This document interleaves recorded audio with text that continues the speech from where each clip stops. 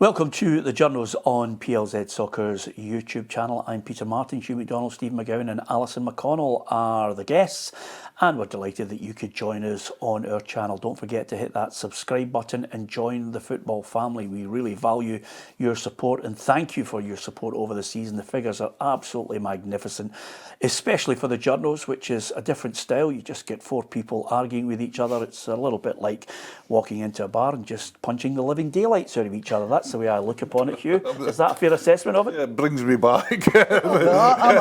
You said I'm looking forward to this hour now, I have to say. Well, after the first show, Is that wine? yeah, I can remember the first show when we had Andrew Smith on, and it felt as if Hugh and Andrew were actually going to go and have a full scaler with each other, and it hasn't subsided since then. Lots to talk about on the programme, of course. Stephen was the journalist who broke the story over the last couple of weeks about league reconstruction. We'll get an update from him on that. We'll look at VAR and how it could have a major impact on clubs for the success trying to get to the top six, some trying to avoid relegation. We'll also look at Rangers' takeover. Great free kicks as well, and young managers trying to make their way in the game, and they've got a very, very tight window to try and make themselves a success. And Charlie Mulgrew springs to mind when you consider he's offered his resignation at Celtic Hearts with just 11 league games in the bag. So, all that to talk about. Stephen, congratulations to you. I think actually, was it last week, David McCarthy said there's nothing like a journalist joining another company and having a wee exclusive up his tail. Yeah. And it was a good one, by the way, because league reconstruction is something that the fans are crying out for. How's it going? What do you get a sense of from your story now? Well, I'm the man who killed Bambi. I've certainly killed the 10. When I look back on it, I think it would have happened anyway. I mean, I kind of majored on the aspect of one of the options being the 10-team league and the death of the split. And I think the reaction was vitriolic, is the only word for it. People were incensed by it, actually. I think it's true that the fixture schedulers inside Hampden, it would suit them nicely, because it would be clean, it would be easy. Mm-hmm. I think the split, I like the split, I have to say, as we have it at the moment, but it's problematic for them. Because you could have some situations where teams could have 19 home games and 17 away games and so on. It's flawed. Like most of the options, it's flawed. So you could see why a 10-team league would be the easier, simpler, more clean option. The trouble is, the supporters don't want it. Who's incensed and why are they incensed? Because they're bored and because they feel they're not being listened to, I think supporters feel they are being taken for granted. And listen, I get that. And why it happens, because let's be honest, we've never managed a football club. We've never managed a league. With the best will in the world, most of us couldn't do it. I know I certainly couldn't. So, if you're in charge of clubs and leagues, you're thinking, what's best for the game based on what we know, the economic facts, the variables we have to deal with, and they make decisions based on that. And quite often fans don't like it because they feel they are being ignored. I don't think they can ignore this one. I don't think they can ignore the weight of indignation and anger and the feeling of being ignored, because it's really intense. And I think that became clear when I wrote that story last week. For me, I don't think anything will change, because I just don't think there is an option which will win enough support. Well, I was going to ask you about that, where you thought there was going to be change from, not necessarily from the story, but from the will behind, the people who make those decisions. It's got to be the only sport, or is it the only business where basically you have a consumer whose needs are not listened to because quite simply it's run by a group of people who think, no, we'll do what's best for the accountants? Well, aye, because the football, you get all the time, fans say it's our club and it's our sport and it's ours, and it's not. It just isn't. You might have that emotional investment in it, but there's no decision-making process that really involves the fans, except, as Stephen said, the first kickback on this story is 10s blown out of the water. There's a lot of kind of misinformation going about what clubs want in that, and basically you can sub it down to, or edit it down. Clubs want what's best for the club, the individual club. Mm-hmm. That's what they want, and that, with the voting structure we've got, means that change is very, very difficult, because what is what is good for some clubs will not be good for others, and it's getting over the line. I think the 10 would have been, even if the fans hadn't gone it, the 10 would have been hard to get over the line because you've been shoving two clubs at the top division. See, I mean, and this has always been difficult. We've had the same size of league now for 25 years. And I've tried various times, most recently April 2020, to change, and they haven't been able to do it because they couldn't get the votes. And it's more complex now because of fan ownership, because of St Mirren, because of Motherwell, because of Hearts, who lean heavily on the finances provided by their supporters. When their supporters speak, they have to listen. And simple mathematics, as John Nelms of Dundee said yesterday, tells you that 10 can't possibly work. The question will be, can anything work? Yeah, well, we would like to see 14 or 16 work because there are clubs that we think would enhance a bigger division. And there's also a change that I think we're crying out for. There still will be the need for 4 games against, the Celtic and Rangers demand, but there's a need to stop a situation where as soon as the first whistle blows in August, you've got managers saying we just want 8 teams are saying we just want to avoid relegation. Yeah, I think it's tough. No, I think what's emerged over the last week is a very clear appetite for a bigger league. I think that would be welcome by a lot of people to have more teams within the league, whether that's a 14 or a 16. How viable it is, though, is a very different question, whether or not you can make it work. And I know we've spoken about the way, your system of playing one another twice and then having another split. But I think it's very difficult. I think when you look at it and assess where we are economically and what you have, understanding a way that ticks every box to suit all competing interests and to preserve the economics of what clubs have at the minute, I think it will come back to a 12-team league. I just don't think there's any other way. See, the other thing here, which is often overlooked, leagues generally are set by the size of the country they are in. If you look across Europe, the big leagues, 18, 20 teams, are the big populations. France, Italy, Spain, Germany, and Italy, did I miss out there? Poland, Turkey, they've got big leagues. They've got big populations. If you look at nations with similar populations to Scotland, Slovakia, Slovenia, Denmark, Republic of Ireland, Hungary, they have 10 or 12 teams. Mm-hmm. And that tends to be the way of it. The one outlier, I think, is Norway, which I think is 16, which is a similar size. But the leagues, there's very few leagues of 14 teams. Kazakhstan, Israel, Cyprus, I think, only 3 or 4. So that's not a particularly popular option across Europe. It tends to split into big countries of 16, 18, 20, smaller countries of 10 or 12. So Scotland's not really an outlier. Yes, but per head of capita, we are completely and utterly nuts for football. So are we that bored then, with playing each other 4 times a season? Well, which is the argument which is set for having a bigger league. The general consensus is there are so many layers to this. It's not just necessarily are we that bored with playing each other 4 times.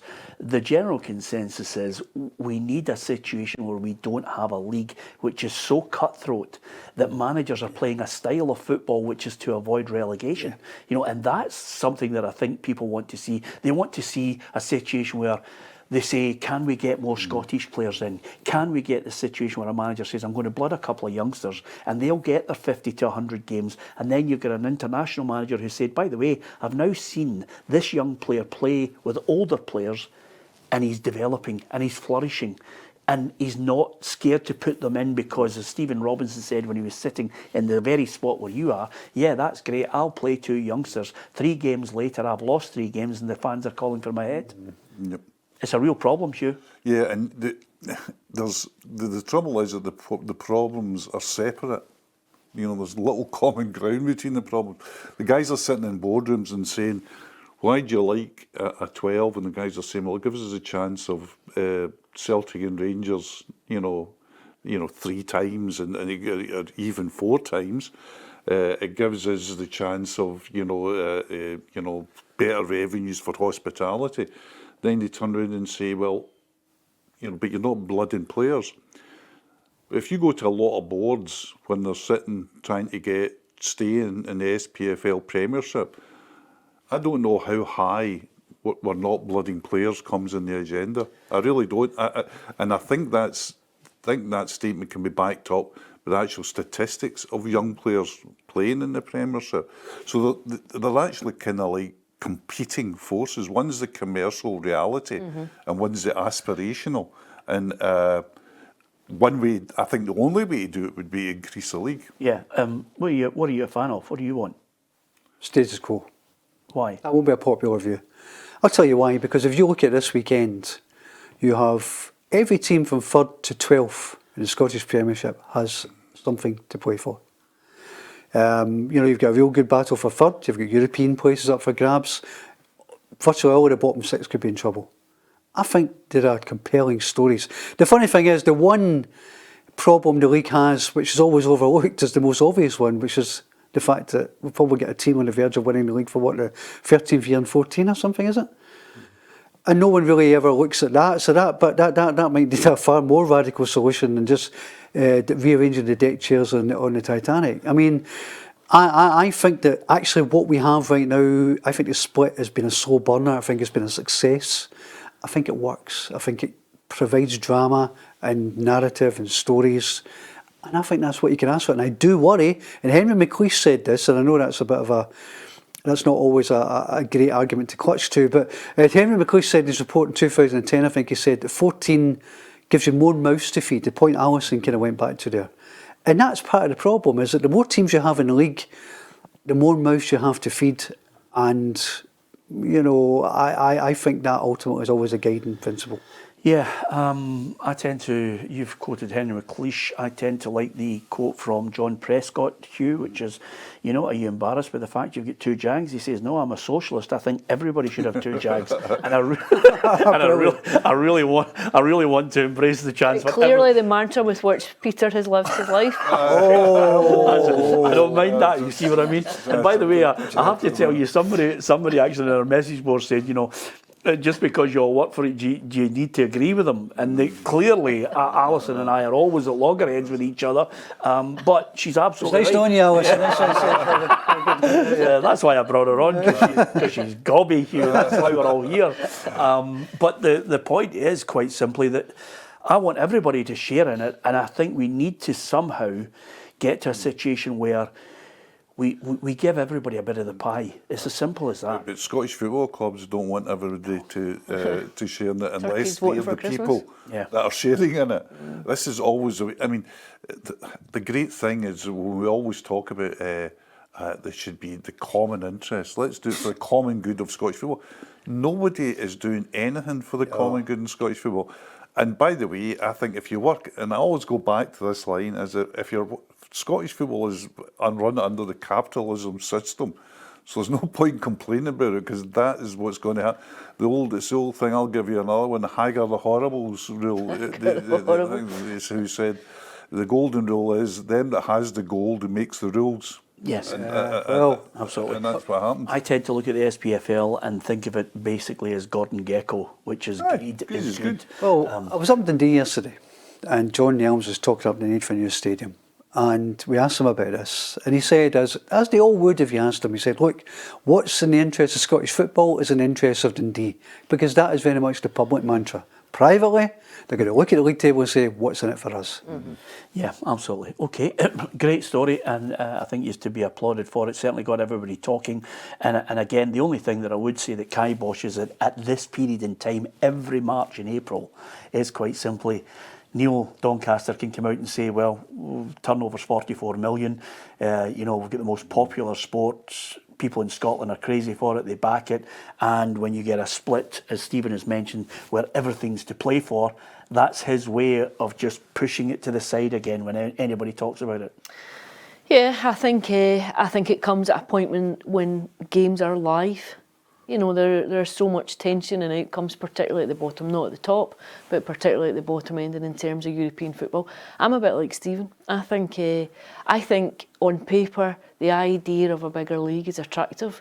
I do wonder if it leads to games that are dead games. I wonder if you get more games that are fairly meaningless, particularly when you hit this point in the season. Yep. Okay, it's open to debate. You can give us your thoughts on it again. We thought we'd go back to it after last week on the Journos because we had Stephen here in the studio and well worthy of getting his thoughts on how it moved on and the reaction to it. Give us your view on it in the feed below, and it will undoubtedly continue all the way to the end of the season. And whether it was voted for or backed in any capacity, it wouldn't start till season 26-27 anyway. So, good story nonetheless. Takeover at Rangers, an ongoing one, an evolving one, one that allows some people to gloat and dismiss it out of hand, some people to scaremonger everybody into believing that it could fall by the wayside.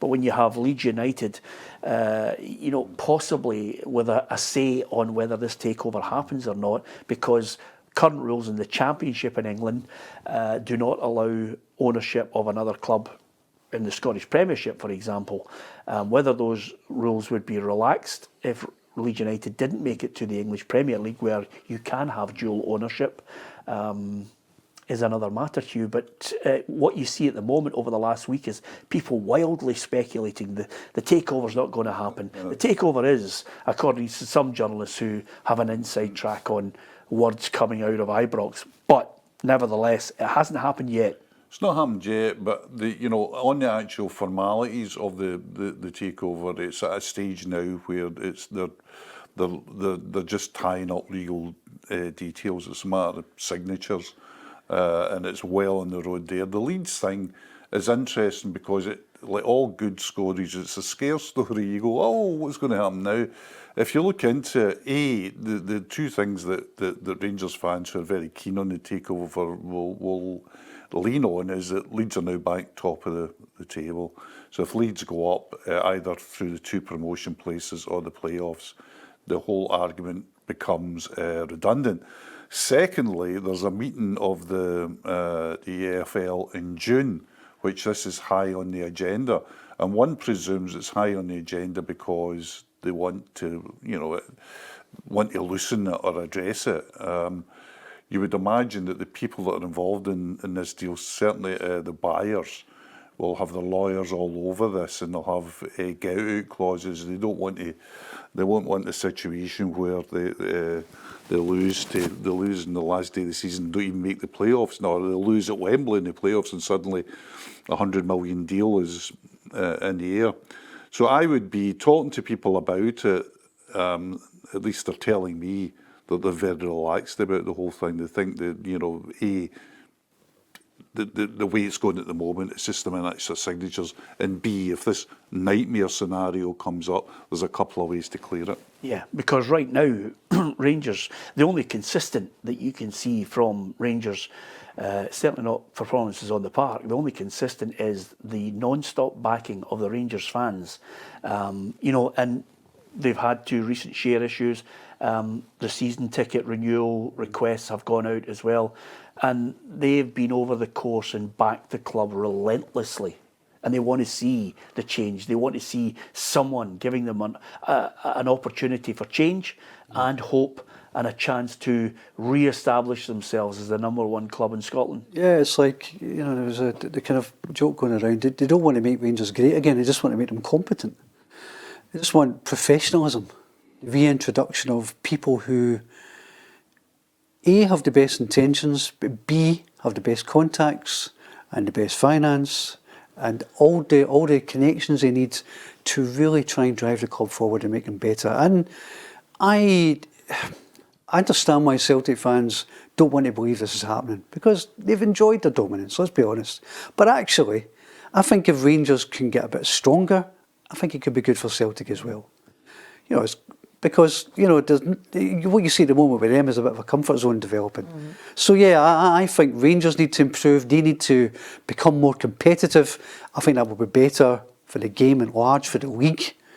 And I was kind of out the loop a bit in this because I was out of work for a bit when it was all kicking off and wasn't really following. I'm just looking on for the sidelines, but I'm interested to see what happens with, say, for example, the SFA, because you know, people wave around this 29.9% thing at Hibs. Well, it's a bit of a myth, really, because the SFA board take it in terms of if it's dual ownership they're considering, they take it on a case-by-case basis. And the idea that the SFA would seriously block Rangers being taken over, I think, is probably a bit inconceivable. Yeah, over and above that, Ali, you know, there's lots of clubs now, and they're finding it in England that it's not so much losing your soul, but it's corporate, it's capitalism, it's people looking at clubs as a platform for business to make money, and to exploit all the areas where they can make money. Rangers is just one aspect of it. We'd like to see 2 teams compete. I'd like to see 3 and 4 teams. When I was growing up, you enjoyed successful Aberdeen and Dundee United sides, and maybe Scottish fans are going to have to get used to the fact that as we get more and more popular with it and people want to go to football games, you know, American owners might look and say, okay, let's look at more clubs that we can buy. I think fans would be delighted if someone came in and said, you know, I'm about to put some money into your club and you can go and invest it to the betterment of the side. But I think for Rangers it's about bringing in people with proper business acumen, people that are going to be able to stabilise the club and have a very forward-thinking approach to how a modern entity that is a football club runs, what that means. I think you can see the failures of the past, you can see the failures even across the last decade of not selling players optimum opportunities, not reinvesting money, not sourcing the opportunities to grow a business, to basically understand the way that a business has to work. And I think if that's implemented and put in place, I think it's to everyone's benefit that you have a strong Rangers within the league. I think it helps Celtic. I think having proper competition for a title, for week to week, I think you can see it. I think you can see the malaise at Celtic since the Champions League campaign ended. You can see that the tension has gone out of the campaign. There are no question marks. Maybe the Scottish Cup would be the only one, but as it is, I think you can see what it does when there is no pressure on a team. I think clubs play better when there is someone breathing down their neck. I think it makes you look towards your own club, towards your own investment, towards transfer windows and strategies of what you need to do. And I think having a Celtic and Rangers both competing for a title, if that's what this investment does, is a positive. It doesn't have to come from Rangers or I mean, you look at Hearts. I think Jameson Analytics will do really good things there. I think that will be revolutionary for them. If you look at Hibs, what David Gray's managing to achieve, it doesn't matter where the challenge comes from, but I do think that a competitive league does far more for the image of the game than a 14 or 16 team league does. Just a little footnote on that. If it was, you know, and the changes for Rangers, do you think, does that whole business plan where they will take over completely and have their own men in, will there still be that emphasis on a lot of people are voicing their concerns over the traditions of the club? Yeah, but they need to get away from this. We need Rangers men in charge. They've had Rangers men in charge for the last 10 years. Where does it got them? Yeah. I mean, they need competent men in charge, not Rangers men. If, you presume that people putting money in will have the best interests of the club at heart, because that coincides and dovetails with their interests. I think they will bring in, you tend to find with American owners, they go for a sporting director. Said this before, there's a lot of focus right now, understandably, on whether Barry Ferguson should get the job on a permanent basis. For me, the bigger emphasis should be on who the new sporting director is going to be. Who's going to run that show, who's going to install an identity in the club, who's going to improve the recruitment, and then who's going to appoint a head coach who, when push comes to shove, is a subcontractor who's there for 2 or 3 years and moves on. You need a sporting director who's there for 10 or 12 years to protect the best interests of the club and get that identity Set the culture within the club. Absolutely. Set the culture within the club. So that, for me, is something that the American investors have been good at doing. The days of the old British-style manager have gone under these guys, and I don't think that's necessarily a bad thing. Okay, from Rangers, that is undoubtedly a story we will return to on the Journos. The great thing is, coming up on this show, we've got top 5, and you can see Alison's face drop as she realises yet again for a week that Peter Martin continues to put top 5s in just to annoy the life out of her, Hugh. It's as simple as that. Always, I want the end of the season, the top 5 top 5s that annoyed Alison. Yeah, absolutely. Exactly. Do an hour. Exactly. It'll be the first. I'm sure she does a top 5. A wee Sir Plum for a tussook at the end. This is for a certain demographic. Yeah. Sure plum for Ali Bali. So talking about things that annoy everybody, VAR is at the top of everybody's list because quite simply now we have Willie Collum wielding the axe because Alan Muir has been taken away from duties on VAR by the SFA. So clearly his mistakes, one of them of course Celtic against Hibs and a number of others that have been cited, means that he's out of the firing line. Yeah, and we're now in a situation where the standard of refereeing, the standard of VAR officiating, I think is in the firing line. And the implications are quite simply not just about their competence, the implications are for clubs who might not make the top 6, which has financial repercussions, and clubs who could be relegated, which has massive repercussions. It's funny, last night I put a story about Alan Muir up at 6 p.m. online, and you can imagine the bickering that broke out. You had Rangers fans saying, that's terrible news for Celtic. You had Celtic fans saying that's terrible news for Rangers. I think it's good news for everybody if officials that are not very good are weeded out, to be honest with you. And it's good news for St Mirren, and it's good news for Motherwell and for the other clubs who suffered through this. It benefits everybody if the standard of officialdom is better. And Alan Muir has fallen far below it. I mean, the 3 incidents which really killed him were involving Celtic and Rangers. And I can understand fans of other clubs saying, that's why he's been weeded out. You know, we don't get the same treatment, but they were big ones. You look at Daiser Maeda, fell over the ball when he was pushed by Stephen O'Donnell, handled the ball into the net, was penalised when in actual fact it should have been a penalty to Celtic, according to the key match incident panel. You had the Premier Sports Cup final with Alan Muir, and not Frank Connor, by the way, was the main VAR in the booth. And Vaclav Cherny is pulled back and pulled into the area by Liam Scales. I think most people would agree now it should have been a penalty to Rangers. Willie Collum said that should certainly have been the case. The key match incident panel said it should have been the case. The VAR didn't. And then you have the final one, which was probably the straw that broke the camel's back, which was Alistair Johnson crossing the ball for Daiser Maeda again, Celtic against Hibs. Celtic lose the game 2-1. The point isn't really whether the ball was over the line or not. The point is that Alan Muir in the VAR booth could not have had a clue whether it was over or not, because no one else did, because the pictures were inconclusive. So on the basis that 1 strike is human, 2 is careless, 3 has to be the end. And I think kudos to Willie Collum. I think they're saying by mutual agreement, and I'm sure it is. But there might be one side which is mutually agreeing it a little more than the other. Yeah, absolutely. I just wonder if Alan Muir was involved in the Kennedy case in 1963, or whether there was a man in the grassy knoll. He was. I mean, to go back to Alan Muir, I think he's got history. I mean, he famously was the man that was standing 6 feet away from Josh McMeekin when he punched the ball off the line, and he was the referee behind the goal. So that there's history there. There's other instances as well, and really spectacular instances. Is he the tip of the iceberg, though? I mean, we're talking about Alan Muir, and he said, "Well, it's great. There's demotion because you're not doing your job." There's two. The thing is, what we've got here is we've got VAR, and what VAR has done. I was always against it, as you know. I just thought it was anti-football because it broke up football. The whole thing about going to football as a fan is you get football, and if there's wrong decisions, they're wrong decisions, but you get football, and the interruptions have been awful.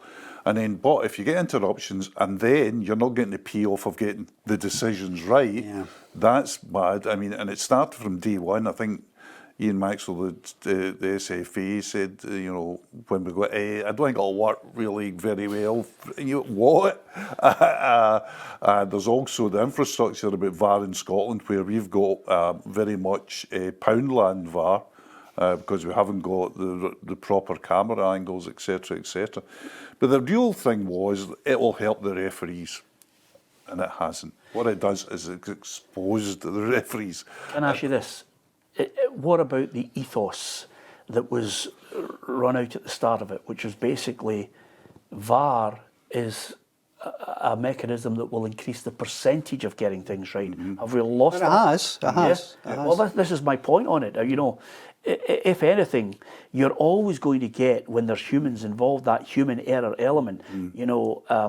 But has it been the thing I would ask as a guy that regularly pays to go into games is what you've got with VAR is that if you're from Champions League down to Premiership in Scotland, you've got the situation where if you're a fan that's paid his 70 quid for a Champions League game or whatever, you know less than the person that is sitting at home watching it on the telly.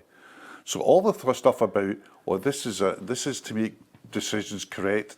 It's not. It was a television-induced thing. This would make great telly. And you've seen, I despair because of my experience at live games now. Because if you're at a Champions League game or on Thursday night, a Europa League game in Scotland, and the ball goes into the net, I don't react the way I once did. I'm looking at, I'm rereading in my head, how could this goal be chalked off? Well, you see, that one of the other sides of this is, what makes a good VAR official? I mean, you're taking former referees, you put them in the VAR. I mean, Willie Collum, for example, is a good example of me, who is a guy who, you could argue whether he was a good referee or not. A lot of people thought he wasn't the best, but he's a good manager. That's what he did in his day job. So actually, he's probably quite well suited to being the head of referees. If you're a good Grade 1, Category 1 referee on the pitch, does that mean you're good in the VAR booth? They'll give, do you know the point I'm making? They'll give them training. Yeah, but different skills, yeah. The problem here that's angering a lot of people is how they're using the VAR. One is they don't like the speed. It is too long. Then there's a situation where I think Ryan Stevenson mentioned in his column in the Daily Record, this whole situation where you look at an incident and then you slow it down and then it goes to frame by frame. And frame by frame at times can condemn you. You're guilty by the way you look at a situation. And all of that, as Hugh says, I've been in grounds where I'm sitting in the press box and I'm sitting going, Can be 5-6 minutes sometimes. 5-6 minutes and there's not a decision. The fans don't know what's happened. Some of them don't even know why there's a delay. Yeah, and I think there is a problem with that. I think in terms of the communication, particularly at ground, sometimes you're standing and it can take, easily 5-6 minutes. I think it was worse the first season it came in. I think it has got better in that way. Ultimately, though, I don't think it's going anywhere. I think you can have your criticisms of it and we can say, it has enhanced the game, we can debate it. I don't think it's going to go anywhere. I think it's here to stay, and I think what you want to do is make it as clear as possible and as effective as possible, and I think that comes down to training your VAR officials. I think sometimes some of the calls have been baffling. I think sometimes you're still looking at decisions and then you're still having the key match instant panel that returns to say, here's the verdict on this on the last couple of weeks and here's what we think. It's almost inexcusable to be getting it wrong, I think. And give Willie Collum this much, and it has been said often enough in the past that there's no accountability. Well, that's a point. We have accountability now. Now, if officials are simply not good enough, if they are constantly underperforming, making bad decisions, we now see there are consequences. That's important. I think the transparency's been important. I think it's been really good to come out. I think there's a caveat to that. I think the transparency's been excellent. I think Willie's been decisive. But Alan Muir will still now be going to games on a Saturday and judging other referees. Yeah, but the other more telling caveat to this is quite simply that sooner or later a business with maybe owners that are not attached to Scotland might look at this and say, wait a minute, Motherwell say they've had 8 major decisions against them which have had an impact on them. Motherwell might not make the top 6. St Mirren, equally so, have been wronged and apologies have been delivered to them on the Monday. They might not make the top 6 because of decisions which have cost them in games. And then at the bottom end, some owners might look and say, wait a minute, we've had 6 or 7 of them, they've had an impact on us, we are challenging this because it's cost our business. Peter, there's a mechanism for that. There is a governance structure. We're told often enough, and we're told it with League Reconstruction, that the clubs decide these things. If the clubs decide that they do not want to pay the thick wedge of £1 million a year each for a process which effectively improves decisions by 5-6%. If they decide that's poor bang for buck, then it's incumbent on them to vote against it and get rid of it. They have that option. I'm with Ali. I tend to think the genie, you can't put it back in the bottle, but the option is there for them should they so desire. Whether they want to use it, I don't know. I think there's one Scandinavian country that's voted against it. Sweden, I think, said not enough. But the big problem is, as well as structurally, if you've got a refereeing department, they'll want to keep VAR for one reason only, maybe other reasons, but very wrong reasons, that they'll want their referees to be operating a system so that they can get European and other games. They want them to be VAR trained and VAR, not just VAR trained, regularly having VAR. I think in many ways the top leagues will not go away from it. Do you have sympathy for the clubs who might lose out on it and might actually voice their displeasure? Absolutely, but but them's the rules. I mean, that's it. I mean, the clubs, this is what you voted for, this is what you paid for, and see when it doesn't go right, I think the thing is not to look at VAR not going right, is to look at what are we doing for referees in Scotland. Is there an existential problem with refereeing in Scotland? Should we be looking at putting money into really strong, stringent, maybe independent evaluation and education of referees? Because the fact of the matter is we have a poor refereeing cadre in Scotland. That's reflected by the lack of games they get in big competitions throughout the world. There'll be people screaming at us saying, get them to declare which team they support. Listen, the trouble with small countries like Scotland is if we basically put all the referees who support Celtic and Rangers out of the game, there'll be none left. Yeah. That's a big problem they've got, because there's very stringent in England and in Italy, for example. In Italy, you can't even referee a team in your own sort of postal code because of that. But that's because they've got a very big thing. Now, if Willie Collum come out... geographical area. Huge geographic and a huge population. So if Willie Collum said to referees coming into refereeing, fine, you've got to declare, not only can you not referee the team you support, can't referee their great rivals. The guys will say to themselves, every Celtic and Rangers will say, well, they'll come in, I'm refereeing, I'll try to go up this ladder, and it's quite a long ladder. And I'll never, I'll very rarely get a Scottish Cup final. Yeah. I'll never get a Glasgow derby. You go to yourself, well, what am I really doing this for? So he's got a huge problem there. And that problem, by the way, is only solved. There's only one solution to it, and that is bringing in referees from another country to do Premiership matches. Yeah. And if you do that, it works all the way down the leagues, because again, all the referees coming through say, well, I'm not working and getting my 30 quid and going down to cold grounds and for 4 or 5 years so that the top level I'll get is a championship game. Yeah, but in the west of Scotland, if there was a Turkish referee, the question would be asked, but are you a Turkish Rangers fan or a Turkish Celtic fan? And Ali and I were laughing because we were wondering when they want everybody as journalists to declare who they support, because that's another great Listen, I have this thought all the time. Journalists are not so different to referees. And the point we would always make is that when you go to your work, you try to be as objective as you humanly can be, because your professional pride dictates that. Also, you're being judged, and referees are being judged not just here but externally too. So Hugh referenced there, they're not getting World Cups, they're not getting European Championships, you're falling off the Champions League list. You don't have the same exposure when you look back that the previous Scottish referees did. You are being judged. You're there to perform, and there are people making judgments on how well you do your work. So the parochial element of who you supported and everything else goes to one side. Yeah, absolutely. Unless, of course, it comes up on our feed. Unless you make a bad decision. Yeah, absolutely. Or you get absolutely battered regardless. That's the joy of it all. As the great Wallace Mercer used to say in a press conference, tribalism exists everywhere, and in many forms, and sometimes we're a wee bit insular in the poisons that we have in the west of Scotland, but they exist everywhere. That's just us. And that's absolutely. Oh, listen, I dare not read the feed on it at times, because you would. I think if you were a referee and you make a mistake, I think it probably echoes. I think you probably go home, and I think it's really difficult. It's so difficult for days.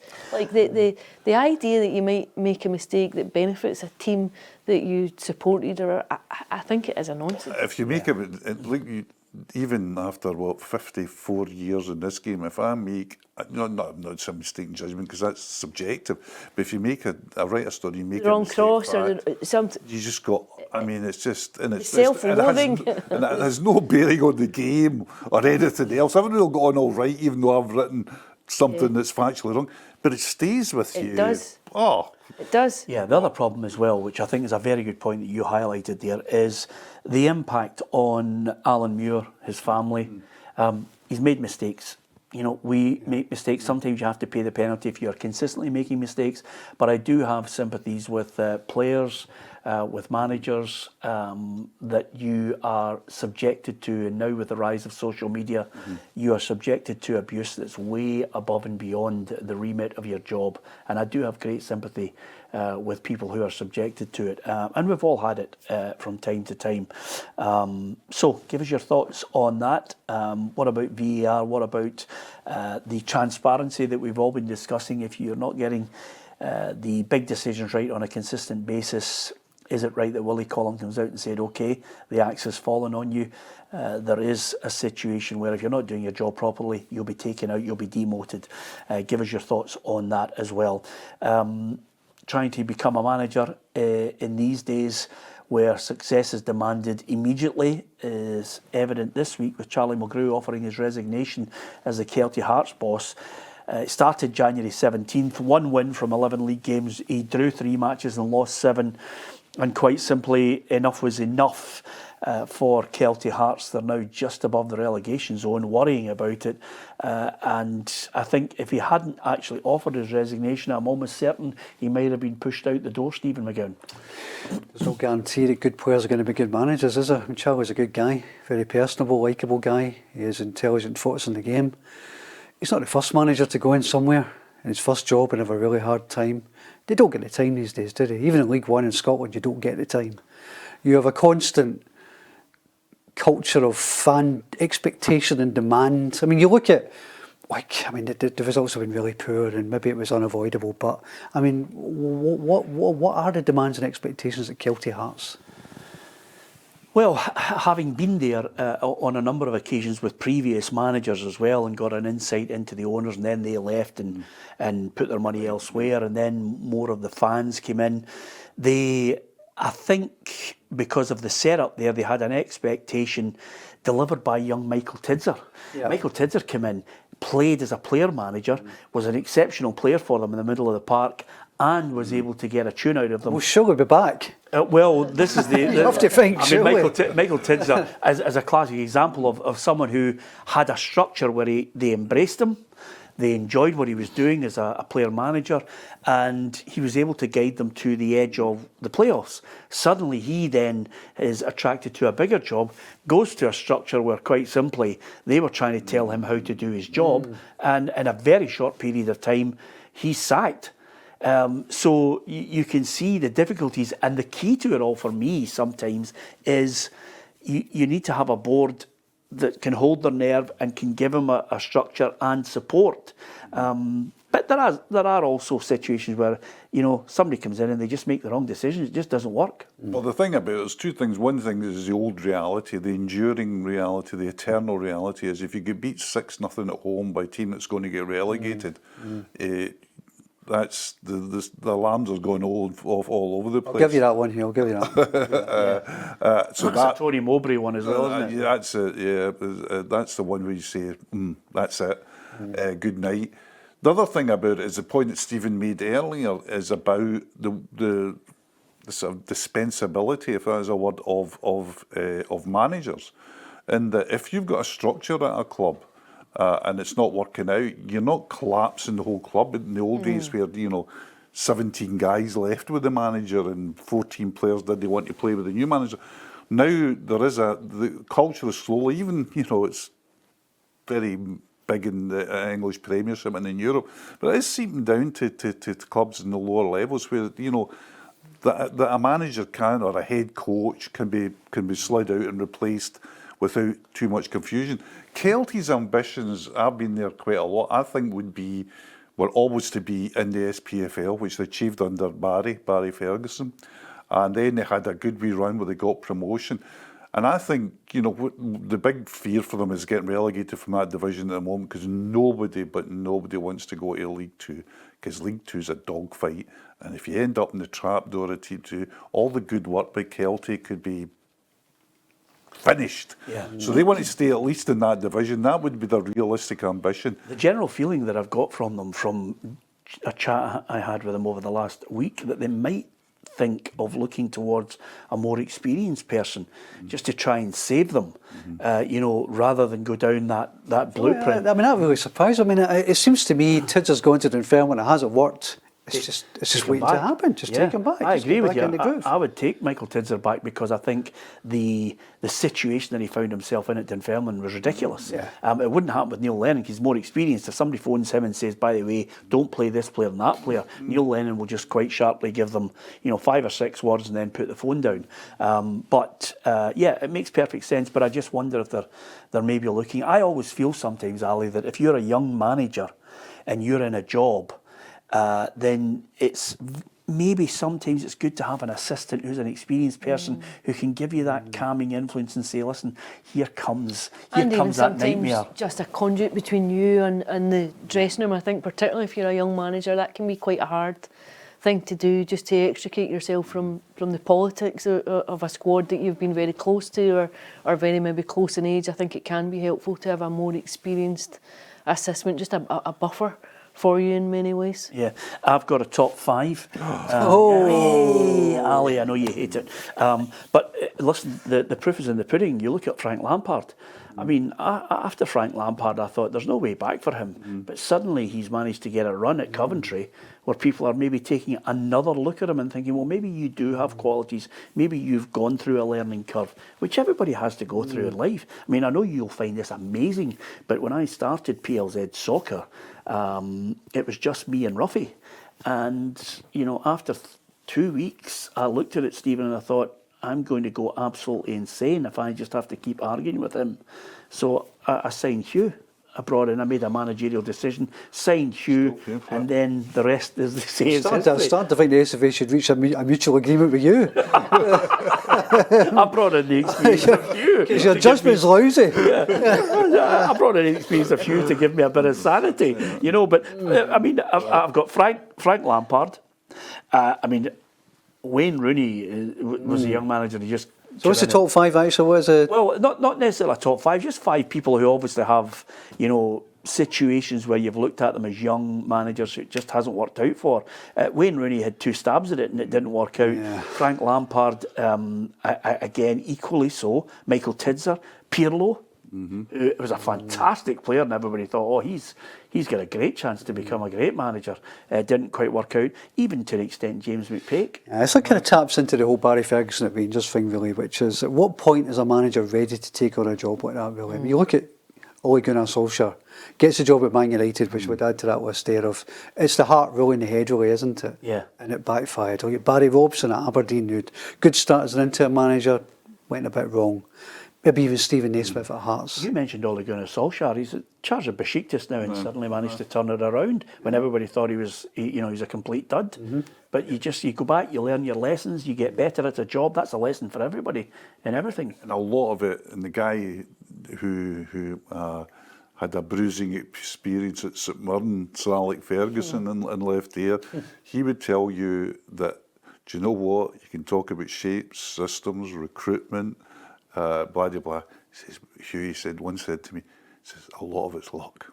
Yes. He says, see, if you're a manager, be a lucky manager. Just be a lucky manager because you can walk into a situation at times where everything works out for you. You just suddenly, the 2 17-year-olds that were playing in the reserves end up being, or like Fergie, the 6 17-year-olds that actually just become oven ready first players. Yeah. You can walk into situations where it's just a disaster there. On the Manchester United one, for example, I don't think anybody who does due diligence takes a Manchester United job.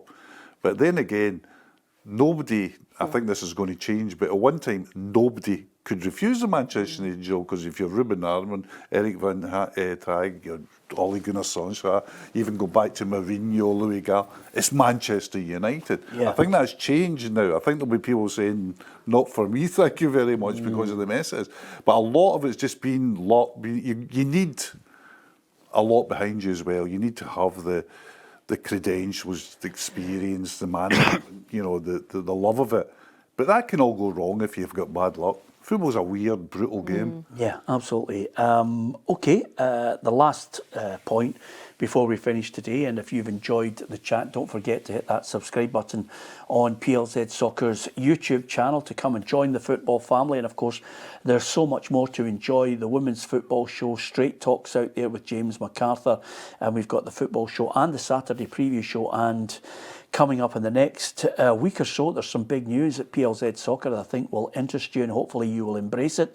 And as we grow bigger and better, there's big things happening in the new season over the summer that you'll have to take a look at and hopefully join us on here and become one of our subscribers. So it's absolutely free to view, and all you have to do if you want it all on your phone or your tablet is download the PLZ Soccer app as well.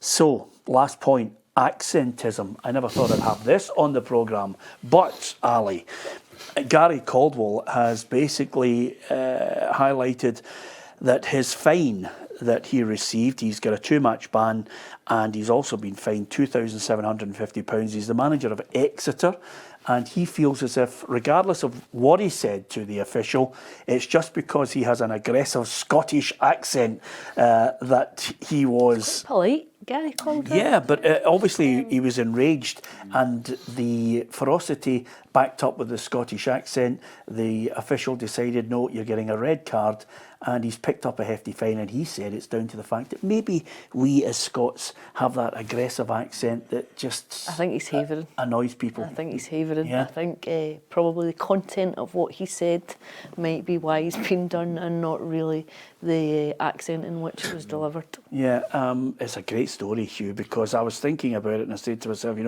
accentism, where a person is discriminated against based on how they speak. I was that soldier. Oh, this is great. I was in the US Open at Flushing Meadows. I was sitting in a press conference with Stanislaw Wawrinka, and everybody and his brother was in the press conference, and sister was in the press conference, because he was playing, he just won a match and he was playing Andy Murray next. So they usually in press conferences they speak in the one language, and it's usually English, and there's a stenographer. But this was shoved for some reason into a side room. So Wawrinka's agent said, to make this easy, Stan will answer the questions in the language in which they're put. So the questions were put in Polish, German, Swiss German, and French. So Wawrinka was sitting there and he going, me was going to, he's just going through, you just listen to all this. He's answering in all these languages. All these languages, and you're sitting there and it's like babble, So I'm sitting, I only want to ask one question, right? Somewhere at the end, he's been hitting with Murray, right? So this is going to be my lead. I can, for the preview, how he's played, how he feels Murray's played. So he waits with it, and he said, his agent says, like, one last question, right? And I was just going, one last question. I give it to he says, the British done this once. This goes good. And I says to Stan, you've been hitting with Andy Murray. How do you feel his game is, and how you will match what he is? And he went, what? So I was the only man in the world, in the whole world, that Stanislav Wawrinka didn't understand. The place just exploded with laughter. I was talking to my big pal Andy Ritchie last night on the phone, Morton legend obviously, and back in the day he used to terrorise Sir Alex Ferguson's Aberdeen. And before Christmas he went down with he had a charity night, and he went down to Old Trafford with a couple of bidders in the auction. The prize was a trip to Man United Everton. So he goes down and he gets an invite into Sir Alex's private room at the back of Old Trafford. And in there the legends are all there. Willie Saha, you've got Brian Robson, you've got Dennis Taylor, a former world snooker champion, you've got Norman Whiteside, you've got all these Manchester United legends of the years. And Fergie says to him, he says, you're going to stay down the night, Andy? No, I've got to get back up the road because my toilet's getting fixed. Toilet? What do you get back up the road for that for? So it's all right for you, you've got 5. And I'm thinking, Louis Saha's watching this. And these two men in the west of Scotland were speaking a different language. Yeah, absolutely. A different language. Yeah, absolutely, and we should embrace it, because if some people have to tweak it. Gary Caldwell said he might have to Anglify his accent so that he could maybe avoid it. And I was thinking, God, I hope you don't do that, Gary. But I look at it and I say to myself, accents, when you think about it. Billy Connolly tweaked it. He tweaked it a little as he got on, and he started that global appeal. Sir Alex Ferguson, Sean Connery, and then I'll take this towards the movies, Hugh, because I don't know if you've ever seen a movie called So I Married an Axe Murderer, where Mike Myers, he'd trousers new. He'd just like an orange and a toothpick. Sheena Easton is the one who was... Sheena Easton getting pelted for it. I think they were throwing things at her on the stage. And then, of course, my favourite one, who didn't alter his accent, was Peter Capaldi, as he was playing Malcolm Tucker in the thick of it, where he just let everybody Which and anybody... might have been a Gary Caldwell situation. So I'm all for that situation where, keep your accent, be proud of it. But sometimes you do have to tweak it a little along the way, don't you? I mean, because it's funny you say that, because if I was playing in a game of football with my mates, suddenly it's almost as if you're in a DeLorean and you've gone back to, 1981, and you just go back to your own accent from your own area, and the banter is magnificent. But if you're in a press conference with somebody, you've got to tweak it a little, Stephen. Have you done that? Are you guilty of it? I think we've all done it, haven't we? I mean, I grew up partly in Dunfermline and Fife, partly in Cambuslang. I mean, my accent's all over the shop. Yeah. So, if you're dealing with foreign footballers and translators and things, there is an element of that these days, far more so. And it's tricky because it's very difficult now to sit down and have a really frank and open discussion when you get people to really open up, because there is always that language and accent barrier there, I think. Yeah, Ali, I know you were brought up in a really, really snobby area, so it hasn't really been a problem for you. What's your top 5 snobby areas, Peter?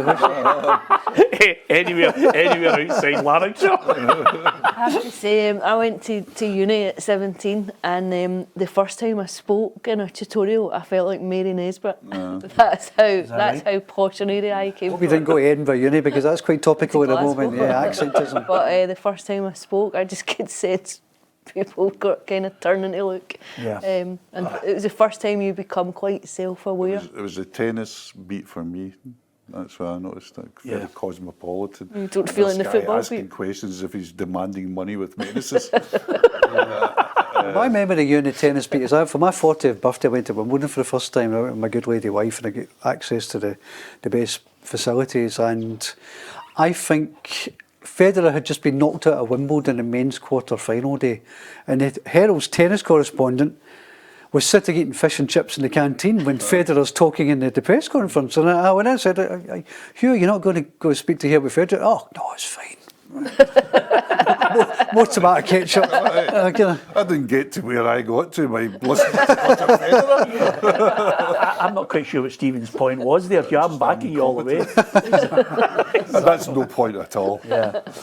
Listen, as ever, great story from Wimbledon. We managed to veer off from football into all sorts of areas. I do hope you've enjoyed the chat on the programme.